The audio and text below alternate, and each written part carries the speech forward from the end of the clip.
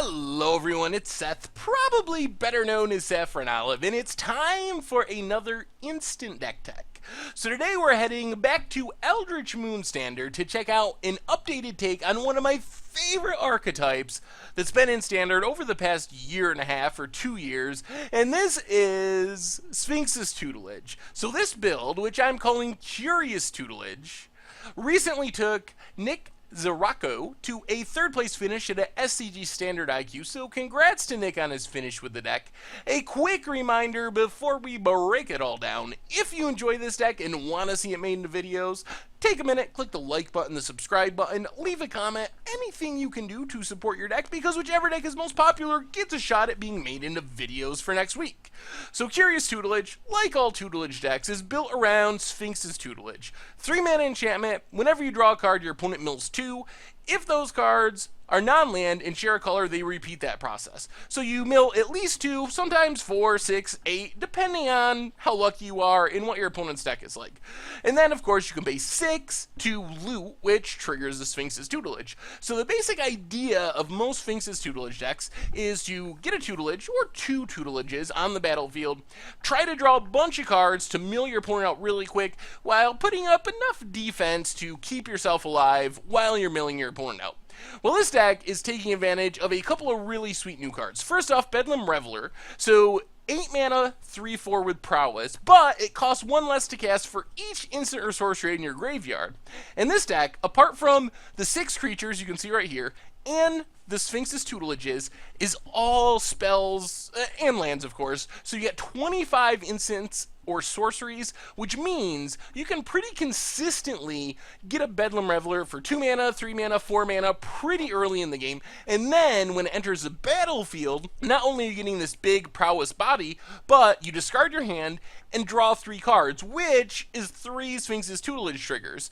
And then the new combo piece is Curious Homunculus. So this one, a blue mana dork, 1/1 for 2, taps to add a mana, but only to cast instants or sorceries, which is fine with the deck because, like I mentioned, 25 instants or sorceries, so you're using your mana for basically every spell in your deck anyway, so it's almost just a pure mana dork.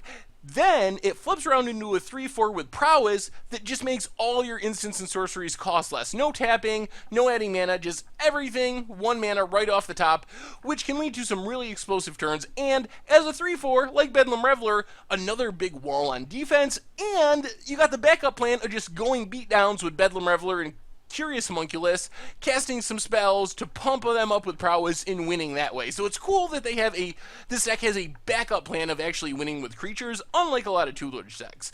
As far as actually drawing cards, Tormenting Voice, draw 2, you gotta discard a card from your hand for 2 mana, 1 mana if you have a flipped Homunculus, take inventory, 1 in a blue, draw a card, then draw cards equal to the number of take inventories in your graveyard. So if you have 1 in your graveyard, you draw 2, you have 2 in your graveyard, you draw 3, and so forth. Again, all these things are generating the triggers off your Sphinx's Tutelage along the way, pumping up your Bedlam Revelers, and then scour the laboratory just to draw 3 for 6. If you get Delirium, then you get to cast it for only 4 mana at instant speed. The backup plan for milling the opponent out, if you don't have quite enough triggers from Sphinx's Tutelage, is Startled Awake. So 4 mana, 3 mana. If you have a flipped Homunculus, you mill 13, so you don't have to get your opponent all the way down to 0 with Tutelage to get the mill kill.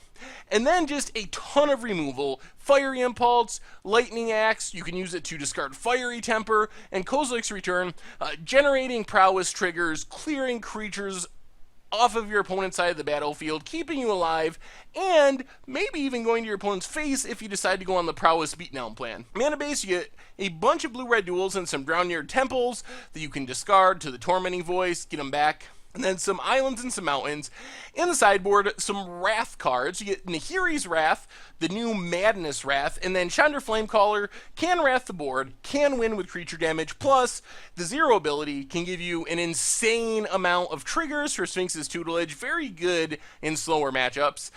Some more removal, Send to Sleep, kind of fizzles the attack of any two creatures, really good against big, expensive, powerful creatures. Rending Volley hits Avacyn, hits Spell Queller to get back the tutelage they exiled, then negates and dispels.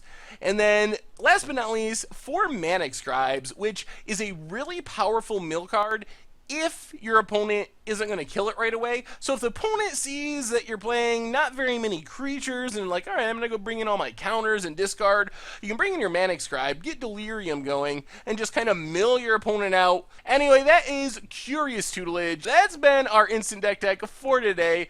Thank you very much for watching. I hope you enjoyed the video, and I will talk to you soon.